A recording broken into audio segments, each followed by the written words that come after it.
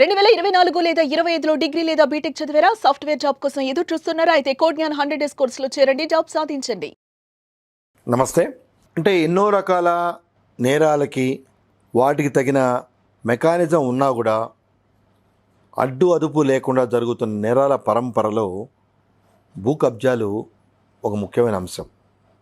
ఇటీవల కాలంలో ఈ రియల్ ఎస్టేట్ వాళ్ళు చేసే భూ కబ్జాలు అనుకోనివ్వండి, థర్డ్ పార్టీస్ అంటే ఆ ప్రాపర్టీస్తో ఏ రకంగా సంబంధం లేని వాళ్ళు కబ్జాలు చేయటం అనుకోనివ్వండి, అలాగే ప్రాపర్టీ లేకపోయినా కూడా ప్రాపర్టీ రిజిస్ట్రేషన్ చేసేవాళ్ళు, ఇలా రకరకాల ల్యాండ్కి సంబంధించిన కేసులు ఒక ల్యాండ్ మాఫియాగా తయారైనాయి.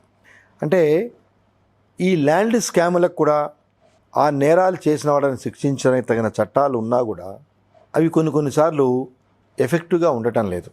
ఎందుకంటే ఇవన్నీ మెయిన్గా సివిల్ లిటిగేషన్ కింద వస్తాయి.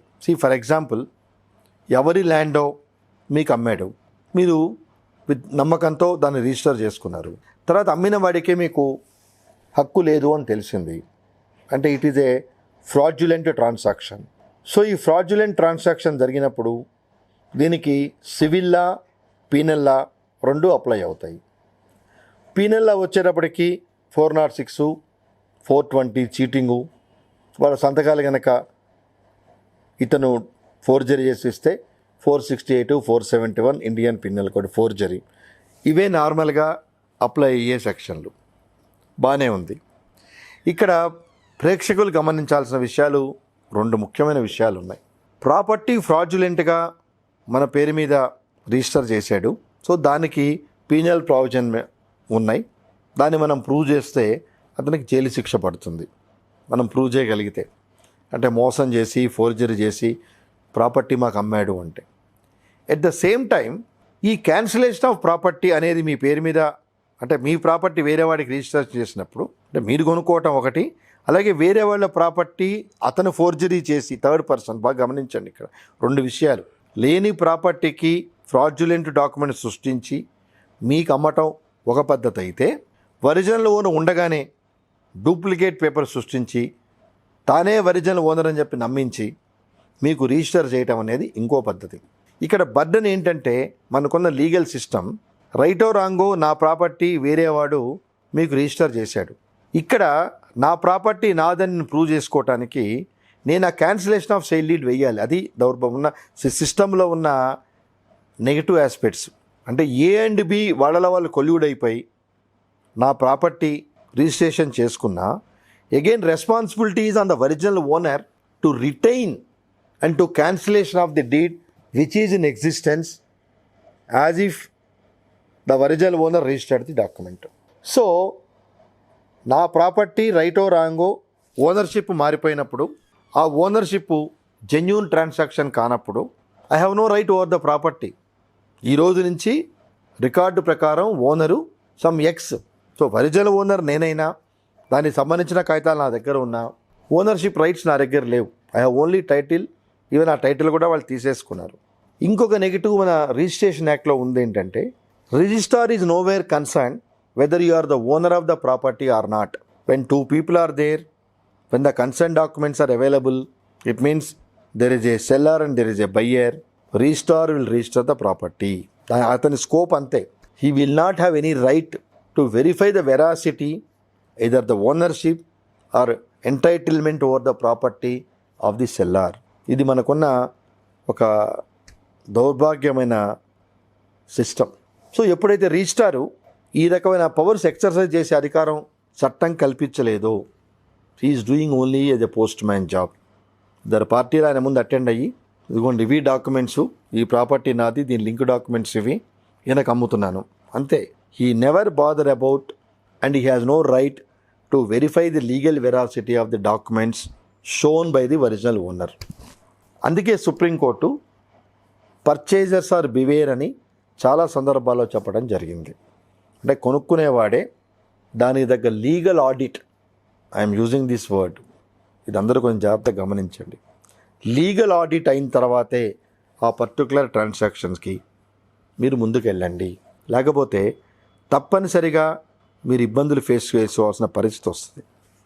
అలాగే కొన్ని సందర్భాల్లో ఒక పర్టికులర్ ల్యాండ్ గవర్నమెంట్ ల్యాండు, దీన్ని ఎవరు అమ్మద్దు కొనొద్దు అని అక్కడ బోర్డు పెట్టినా, అలాగే సబ్ రిజిస్టర్ ఆఫీస్కి కొన్నిసార్లు ఈ particular survey number government land not to entertain any private transactions అని కమ్యూనికేట్ చేయటం కూడా జరుగుతుంది. రాస్తారు చాలా సందర్భాల్లో, not to entertain any రిజిస్టెన్స్ with regard to survey number so and so which belongs to government of Telangana what ever it అని రాస్తారు. అంటే యూజువల్గా ఇది ప్రాపర్ ఇంప్లిమెంటేషన్ జరగాలి అంటే ఆ సర్వే నెంబర్ కొట్టగానే ఈ పర్టికులర్ లెటరు అక్కడ డిస్ప్లే కావాలి. అంటే government mere issuance of GO, mere issuance of communication to all the concerned sub-register office itself is not sufficient. There must be a system to monitor the implementation. ఎందుకంటే చాలా చోట్ల ఈ land గ్రాబర్సు document సృష్టించి ఇది government land అనే విషయాన్ని suppress చేసి వేరే వాళ్ళకి అమ్మేస్తారు. అలాగే ఇందాక మీకు చెప్పినట్టుగా registrar never bothered about the legal validity of the particular document. Mechanical మేనర్లో రిజిస్ట్రేషన్ చేస్తాడు. తర్వాత భవిష్యత్తులో కొనుక్కున్న మనిషి దాని మీద ఇల్లు కట్టుకోవాలనో లేకపోతే డెవలప్మెంట్ చేద్దామనో స్టాట్యూటరీ అప్రూవల్స్కి వెళ్ళినప్పుడు, స్టాట్యూటరీ అప్రూవల్స్ లైక్ గ్రామ పంచాయతీ లిమిట్స్లో ఉంటే గ్రామ పంచాయతీ, మున్సిపల్ లిమిట్స్ ఉంటే కార్పొరేషన్, ఇట్లా ఆ లిమిట్స్ ఆఫ్ ది ప్రాపర్టీని బట్టి ఆ సంబంధిత అధికారులను అప్రోచ్ అయినప్పుడు అప్పుడు వాళ్ళు చెప్తారు, sorry sir this land belongs to government, మేమేం చేయలేము. సో ఎప్పుడైతే రిస్ట్రిక్షన్స్ వచ్చి ల్యాండ్ గవర్నమెంట్ది అని చెప్పి అన్నారో, we have no option, you cannot go further. You have only option available with you to sue the person who sold the property. వాడు దొరకచ్చు, దొరకబోవచ్చు, అది గమనించుకోండి. ఇట్లాంటి ఫ్రాడ్యులెంట్ ట్రాన్సాక్షన్ చేసేవాళ్ళు ఆ ట్రాన్సాక్షన్ అయిపోయిన తర్వాత మీకు అందుబాటులో ఉండే సందర్భాలు చాలా తక్కువ ఉంటాయి. బట్ ల్యాండ్ కొనేటప్పుడు కంపల్సరిగా దానికి తగిన లీగల్ ఆడిట్ మీరు జరిపించుకోండి. ఎందుకంటే ఆ ల్యాండ్ కొంటాను అని మీరు బ్యాంక్ వెళ్ళినప్పుడు ఏ బ్యాంక్ అయినా డాక్యుమెంట్స్ అన్నీ తెప్పించుకొని దాన్ని వాళ్ళ కన్సర్న్ లీగల్ డిపార్ట్మెంట్కి పంపిస్తారు. ఆ లీగల్ డిపార్ట్మెంట్ సాటిస్ఫై అయిన తర్వాతే అది ఇవ్వటం జరుగుతుంది. కానీ ఇటీవల కాలంలో కొన్ని కేసులు చూస్తే ఈవెన్ ఫ్లాట్స్ కూడా, అంటే కన్స్ట్రక్టెడ్ ఫ్లాట్స్ కూడా డూప్లికేట్ చేసి అమ్మటం, ఒక పార్టీకి అమ్మిన ఫ్లాటు దాని నెంబర్ మార్చి లేదా దాని డైరెక్షన్స్ మార్చి వేరే వాళ్ళకి అమ్మటం, పెద్ద పెద్ద రియల్ ఎస్టేట్ కంపెనీలను చేస్తున్న ఇటువంటి మోసాలు, అది సిబిఐ వరకు ఇన్వెస్టిగేషన్కి వెళ్ళటం అనేది చాలా కామన్ అయిపోయింది. సో ఇట్లాంటి ఇర్రెగ్యులారిటీస్ని కంట్రోల్ చేయడానికి రేరా అని వచ్చింది, రియల్ ఎస్టేట్ రెగ్యులేటర్ అథారిటీ. దానికి కొన్ని పవర్స్ ఇచ్చినా కానీ దాన్ని మన తెలంగాణ ప్రభుత్వం స్టార్ట్ చేసింది. కానీ తగిన రిజల్ట్స్ మనకు కనిపించట్లేదు. గతంలో అంటే రేరా పెట్టిన కొత్తల్లో గవర్నమెంట్ కొంత దీన్ని సూపర్వైజ్ చేయటము, ప్రాపర్గా న్యాయం చేయటం జరిగింది. ప్రస్తుతం మన ముఖ్య కార్యదర్శి సోమేష్ కుమార్ గారు అంతకుముందు దీనికి చైర్మన్గా ఉండేవారు. ఎప్పుడైతే అడిషనల్ జాబ్ కింద ఈయన చీఫ్ సెక్రటరీ అవ్వటం జరిగిందో దానికి సరైన ఆఫీసర్ లేకపోవటం వల్ల ఆ రేరా నిర్వీర్యం అయిపోయిందని చెప్పచ్చు.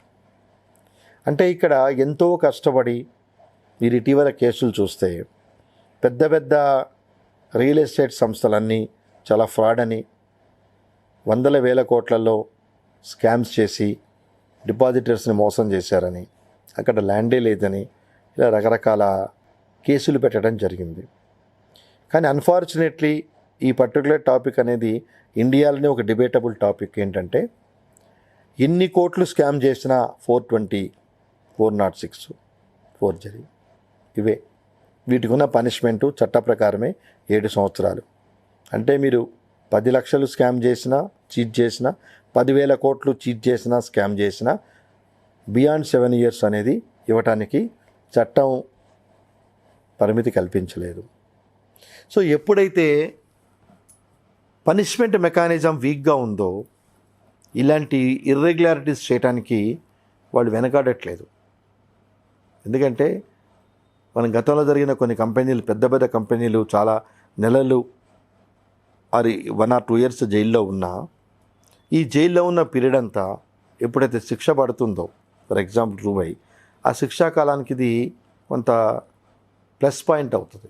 అంటే already what ever period they underwent in judicial remand actual conviction పడ్డ తర్వాత కూడా ఇది వాళ్ళకి అడ్వాంటేజ్ అవుతుంది. కాబట్టి శిక్షల తీవ్రత అనేది లేనప్పుడు అలాగే అమాయక ప్రజలు ఫర్ దేర్ వెస్టెడ్ రీజన్స్ అంటే ఈ రియల్ ఎస్టేట్ సంస్థలు పెట్టే ప్రలోభాలకి వీళ్ళు లొంగిపోయి అంటే ఈరోజే చేరండి మీకు 10,000 డిస్కౌంటు, లేదు మీరు ఈరోజే కనుక చేరితే మీకు వెండి కాయిను ఆ బంగారు కాయిను, ఇట్లాంటి ప్రకటనలకి ఎప్పుడైతే కామన్ పీపుల్ అట్రాక్ట్ అవుతారో as long as many cases happen ఈ నేరాలు ఘోరాలు జరుగుతూనే ఉంటాయి.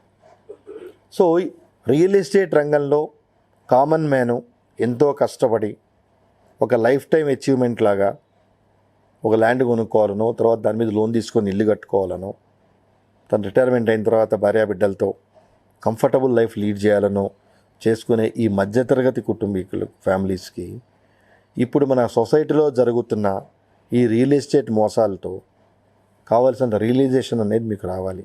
ఎంతో నమ్మకంగా అందుకే చాలామంది ఈ మధ్యకాలంలో ఇండిపెండెంట్ హౌసెస్ ఏదైనా ఉంటే దాన్ని కూలగొట్టి ఒక కాంప్లెక్స్లా కట్టుకొని వాళ్ళ ఫ్యామిలీ మెంబర్సే డెవలప్మెంట్కి ఇచ్చి కొన్ని ఫ్లాట్స్ వాళ్ళు ఉంచుకొని కొన్ని ఫ్లాట్స్ వేరే వాళ్ళకి అమ్మి they are making money like that. So ఎన్నో వెంచర్లు మన హైదరాబాద్ చుట్టుపక్కల పుట్టగొడుగులాగా వస్తున్నాయి. వీటికి ఎంతవరకు లీగల్ శాంటిటీ ఉందో తెలీదు.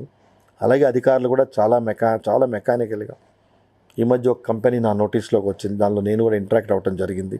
ఆ కంపెనీకి సంబంధించిన ఆడిటింగ్లో అదే సర్వే నెంబర్లతో డిఫరెంట్ వెంచర్లు పేరు పెట్టి మున్సిపల్ పర్మిషన్స్ తీసుకున్నారు. Most unfortunate. సర్వే నెంబర్లు అవే బట్ వెంచర్లు పేర్లు పెట్టారు. అంటే మీరు 5 వెంచర్లు బ్రోచర్స్ తీసుకుంటే ఈ 5 సర్వే నెంబరు వాటిల్లోనే ఉన్నాయి. రిజిస్ట్రేషన్ జరిగింది, ఇప్పటివరకు ఏం మొదలుపెట్టలేదు. అధికారుల మీద యాక్షన్ తీసుకునే మెకానిజం లేదు. వీళ్ళు ఫ్రీక్వెంట్గా ట్రాన్స్ఫర్ అయిపోతారు. రెండోది ఎవరైనా కేసులు పెడతానంటే ఈ మేనేజ్మెంట్ పిలిచి వాళ్ళతో సెటిల్మెంట్ చేసుకొని వాళ్ళని నోరు మూయిస్తుంది. సో వాళ్ళకి ఏముంటుంది, జనాల గురించి నీకెందుకు, నువ్వు గొడవ చేయకు, నీ 10 రూపాయలు నీకు ఇస్తున్నా పో అంటుంది. So divide and rule policy నడుస్తుంది. సో వీళ్ళందరూ యూనియన్గా ఉండి, అందుకే నేను అగ్రిగోల్డ్ కేసుని చాలా ఆదర్శంగా తీసుకుంటాను. వాళ్ళందరూ డిపాజిటర్స్ ఫామ్ అయి ఒక అసోసియేషన్గా ఉండి హైకోర్టును అప్రోచ్ అయ్యారు. హైకోర్టు డివిజన్ బెంచ్ వాళ్ళ ఆస్తుల్ని అప్పుల్ని మానిటర్ చేయటం జరుగుతూ అట్లీస్ట్ ఫేజ్ వైజ్గా something is better than nothing లాగా డిపాజిటర్స్కి కొంత రీపేమెంట్స్ చేయటం జరుగుతూ ఉంది. కాబట్టి ఈ కార్యక్రమం ద్వారా సుమన్ టీవీ ప్రేక్షకులు గమనించాల్సింది ఏంటంటే ఎన్నో రకాల ప్రలోభాలతో అత్యాశలతో మీ ముందుకు వస్తున్న ఫైనాన్షియల్ కంపెనీలు కానివ్వండి, గోల్డ్ ట్రాన్సాక్షన్స్ కంపెనీ కానివ్వండి, ల్యాండ్ ట్రాన్సాక్షన్స్ కంపెనీస్ కానివ్వండి, వితౌట్ ప్రాపర్ వెరిఫికేషన్ ఇన్ని అనుభవాలు జరుగుతున్నా కూడా ప్రజలు మారకపోతే ప్రజల బలహీనతే ఇలాంటి సంస్థల యొక్క మనుగడకి మనమే ఇండైరెక్ట్ కాదు డైరెక్ట్గానే చేయూతనిస్తున్నాం. We are the sufferers. ఎవరి డబ్బులు కాదండి, మన డబ్బులే. అలాగే ఇన్ కేస్ ఆఫ్ ఎనీ ఈవెంచువాలిటీస్ మీరందరూ ఒక అసోసియేషన్గా ఫామ్ అయ్యి హైకోర్టును ఆశ్రయించి ఈ కార్యక్రమాల మీద తగిన చర్యలు తీసుకోవాల్సిందని చెప్పని రిట్ పిటిషన్ వేసే అధికారం కూడా చట్టం ప్రజలకు కల్పించింది. ఇది ఎంతవరకు మీ అవగాహన ఉందో నాకు తెలియదు, కానీ మీకు ఇలాంటి వాటిలో ఇబ్బంది కలిగినప్పుడు బాధితులందరూ ఒక అసోసియేషన్గా ఫామ్ అయ్యి తప్పనిసరిగా ఈ కంపెనీ యాక్టివిటీస్ మీద, ఈ మిస్మేనేజ్మెంట్ మీద, ఈ చీటింగ్ మీద ఇండిపెండెంట్ ఎంక్వైరీ జరిపించమని హైకోర్టును అడగచ్చు. తప్పకుండా హైకోర్టు ఆ కేసు పూర్వాపరాలను బట్టి, తీవ్రతను బట్టి తగిన ఆర్డర్స్ పాస్ చేసే అవకాశం కూడా ఉందని తెలియజేస్తూ be aware with this kind of fraudulent companies, either land, gold, finance or vehicle finance, whatever it is, and you are the safeguard and you are the custodian of your earnings. నమస్తే.